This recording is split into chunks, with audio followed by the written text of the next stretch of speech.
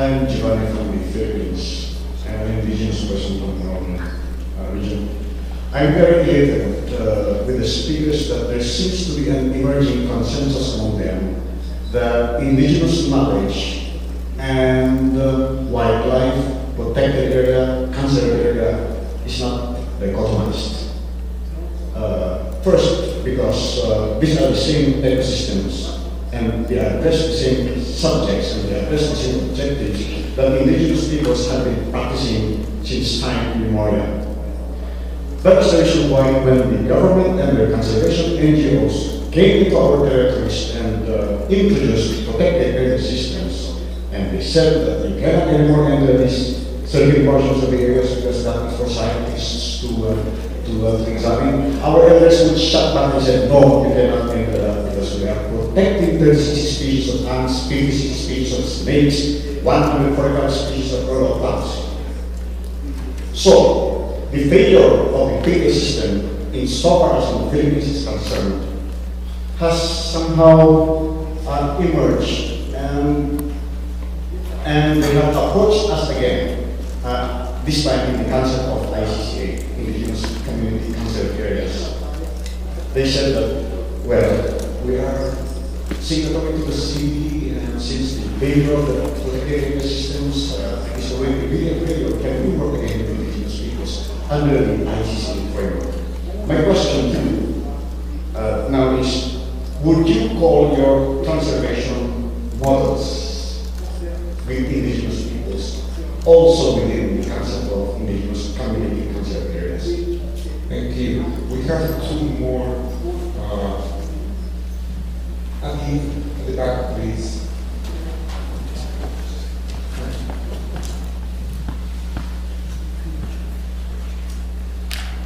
Hi, my name is Jocelyn. I'm a university student studying indigenous people's ownership of fresh water at the moment. I have a question for us today.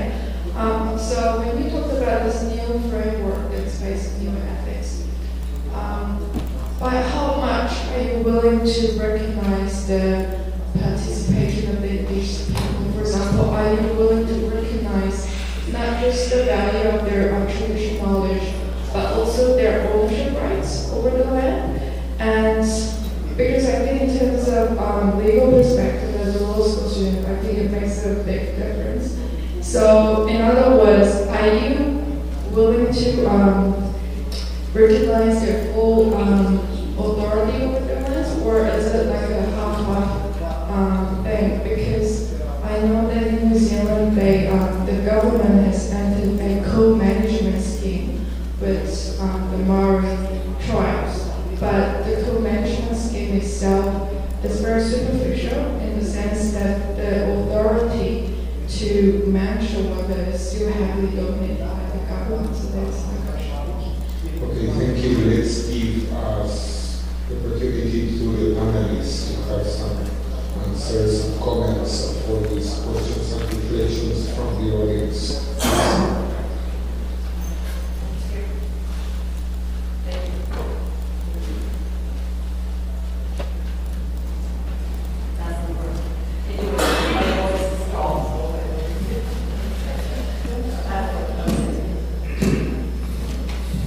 Thank you very much. We don't have a lot of time. I'd just like to pick up on, I think, 2 points that were raised. First, the issue of that Michelle raised about indigenous people's participation in evaluating and assessing conservation initiatives and the work of conservation organizations. I think that's a very, very, very good suggestion, and we really I strongly support that approach, because even in the International Fund for Agricultural Development, they went through a process of letting us assess how their projects are being implemented. And in fact, they created already an Indigenous Peoples Forum, which will meet next year, where we will present this assessment before the Governing Council. So there are now experiences along those lines, which I think are very, it's a new way of doing things, in which the objects, the people who have been subjected to these kinds of projects, will be the ones really looking into the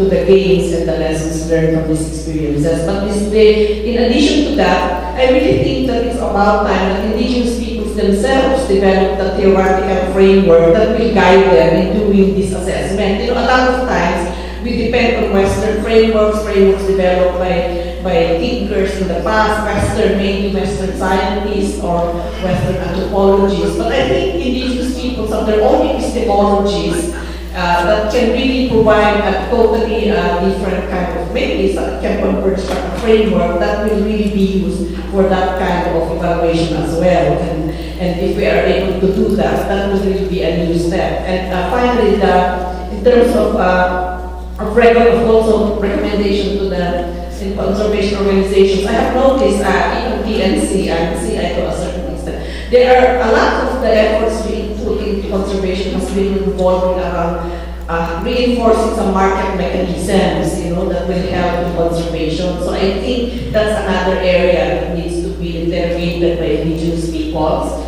because of course that will directly affect also the customary systems and systems of ecosystem management that we have been promoting and strengthening. Thank you.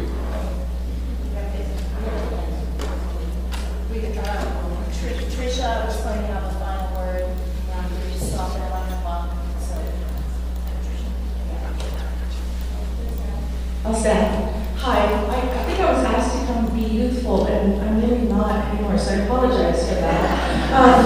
But very quickly, and I think just some final comments, I want to express my appreciation for all of you on the panel, because I think this really is the direction that we absolutely need to go in, and I think Little has done an extraordinary job of bringing people like myself into the organization, because I wouldn't be here if it wasn't for her. We do this in Hawaii all the time. I appreciated the slides from CI because we use that book. I got it in Whakatane, and we take it and we modify it to things that work for the Indigenous people. We write our own frameworks, we write our own evaluations, but at the same time recognizing that we still have to deal with the federal government and international NGOs that recognize a certain scientific language that works for them, that this is how you get additional funding, this is how you prove that your programs are working. So I actually have a recommendation for those of you that are going forward. We leave it to the Indigenous people to talk to our communities. What quickly happens when you bring in your one Indigenous person and you have your advisory councils, it quickly becomes tokenism. And it doesn't mean much. You need to be hired with Indigenous people. You need to be putting Indigenous people in charge of your programs in their own communities. You need to be putting Indigenous people in positions of leadership. And then what we've done is, after hundreds, it felt like billions of hours of community consultation and focus groups, we put together a 2-day workshop with young Native Hawaiians, all of whom basically had PhDs, with young conservationists who appreciated this new conservation ethic that's coming forward. And we locked ourselves in a room, had the really, really hard conversations, and talked about the things that you couldn't talk about in other circles because it wasn't politically correct.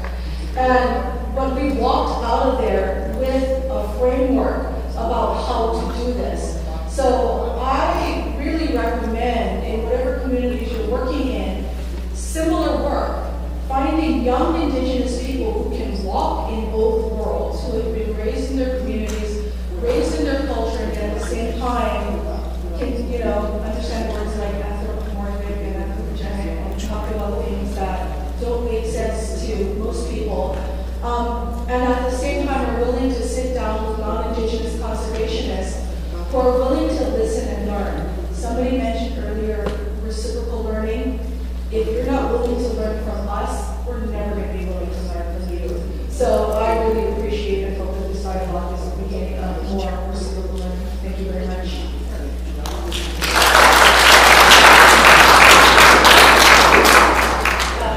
This format is so frustrating because I just, we started a conversation and hopefully it will carry on outside of this room. My one recommendation at this point for a new direction is for conservation organizations to embrace the term Indigenous rights.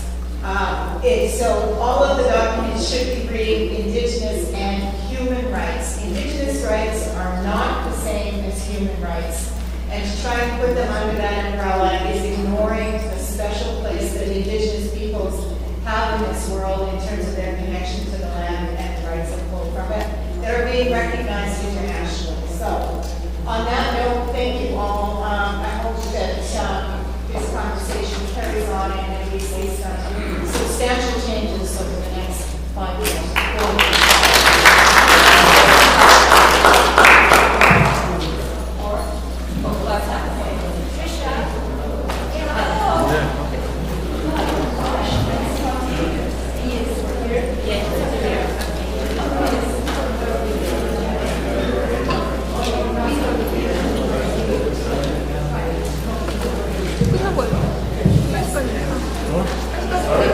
Good.